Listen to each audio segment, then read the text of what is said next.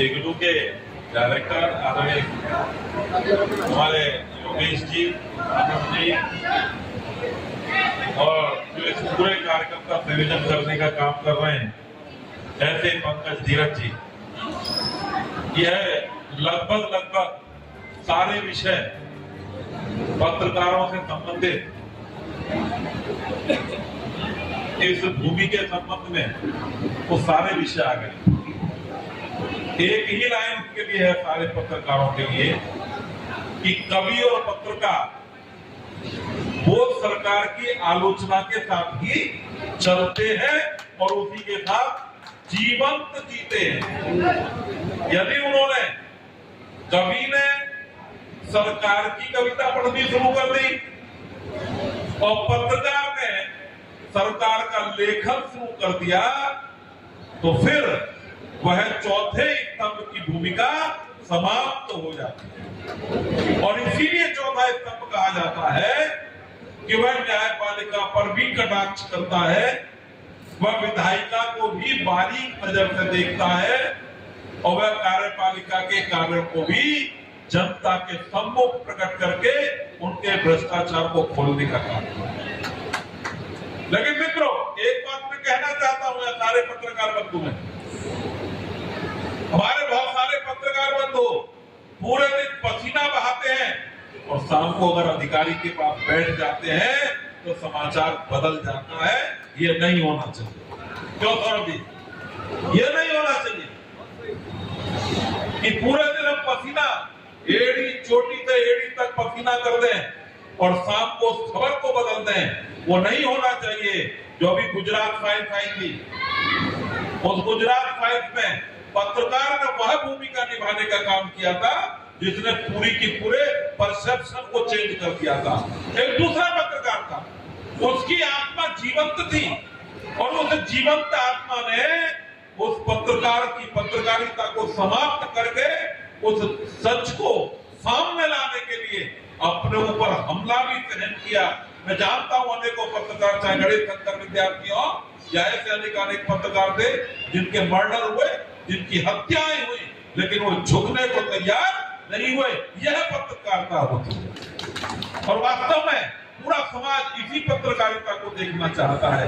आप जो अखबार सुबह को घरों में बेचते हो, जो छापते हो पूरी रात, मुझे वह भी पत्रकारों का समय हमने देखा है कि वह पूरी रात अपने दिन भर खबर लाते थे, शाम को वो फर्मा सेट करते थे और सुबह को 2 पेपर का अखबार घर घर खुद बांटते थे। लोग उनकी बात पर भरोसा करते थे। इन्होंने कहा है, यदि सौरभ वार्ष्णेय ने कहा है, यदि योगेश भारद्वाज कह रहे हैं तो ये सत्य ही होगा। यह विश्वास हर एक घर में आदमी चाय पीते हुए उस अखबार को पढ़ते हुए व्यक्त करता है। ये जो कहा गया है सच यही है। वह सच जानता है, सच पढ़ता है। कई बार वो सच जानता है और झूठ पढ़ता है तो पत्रकारों पर उंगली उठाने का काम होता है। मित्रों, पत्रकारिता करते समय अपनी सारी चीजों को खूंटी पर टांग कर तब समाज की पत्रकारिता करोगे तो निश्चित रूप से वह जो मान सम्मान मिलेगा उसकी आप कल्पना नहीं कर सकते। मैं पुनः यही कहते हुए, और हमारे सौरभ जी ने कहा कि केसों की चिंता मत करो। हमारे योगेश जी ने बताया 6 करोड़ से 4 करोड़ के रह गए, 2 करोड़ के बढ़ते। लेकिन मैं इसमें दूसरी बात कह रहा हूं, आप सत्य के साथ चलेंगे, निश्चित रूप से मुकदमे भी लगेंगे, आपकी हत्याएं भी हो सकती हैं। उसके लिए भी तैयार रहें, या फिर अपना झोला तान कर और घर पर बैठो, फिर पत्रकारिता मत करो। क्योंकि यदि पत्रकारिता करोगे तो लोगों के निशाने पर आओगे ही, लोगों के निशाने पर आओगे ही। और निश्चित रूप से आज प्रत्येक वर्ग के, मैं इस मंच से कह रहा हूं, पत्रकारों के मंत्र से कह रहा हूं, केवल राजनीतिक लोगों का भ्रष्टाचार दिखाई देता है। कार्यपालिका का भ्रष्टाचार राजनीतिक भ्रष्टाचार से कई 100 गुना बड़ा है। और मैं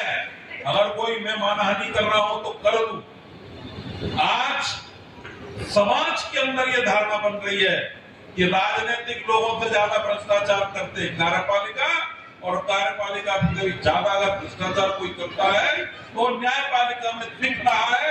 आज सुप्रीम कोर्ट को निर्णय लेकर ऐसे जजों के खिलाफ कार्रवाई करने के, भ्रष्टाचार के आरोपों में कार्रवाई करने जो नोटों के बंडल मिलते हैं उनके कारण से उनको हटाने के लिए सुप्रीम कोर्ट को विवश होने पड़ रहा है। तो यह वो और भी इशारा करता है कि आज स्वच्छता की जरूरत है। मैं कहता हूं कार्यपालिका में स्वच्छता की जरूरत है, मैं कहता हूं विधायिका और न्यायपालिका में स्वच्छता की जरूरत है। मैं और ये दावे से कहता हूं यदि सबसे कम भ्रष्टाचार के विषय मिलते हैं, दिखते ज्यादा है, तो वो राजनेताओं की, होते कम है दिखते ज्यादा है, बाकी के होते ज्यादा है और दिखते। इसलिए आप सब लोग उस खबर को ढूंढ कर निकालो जो नेताओं की अच्छाइयों को भी देखो। सुबह 5 बजे से लेकर और अगले सुबह 5 बजे तक 24 घंटे आपके टेलीफोन पर रहना चाहिए। उसका व्यक्तिगत जीवन समाप्त हो जाता है। वह व्यक्तिगत जीवन में अपने घर में, अपने परिवार में, अपने माँ को, अपने पिता को, अपने भाई को, अपने पुत्रों को, अपने बच्चों को भी नहीं देख सकता, लेकिन वह जनता के लिए 24 घंटे उपलब्ध रहता है। अगर आपने फोन नहीं उठाया वो कहने का किया था, और यदि आपने फोन नहीं उठाया तो हमारे पास फोन नहीं उठा, बोला तो बड़े नेता है मुकेश भाई, बोला आप क्या ही हो। और हर बार कोई रह गया छोटा जनता भी आपके नेता को धमकी दे देता है, अब क्या ही देखूंगा तुम्हें।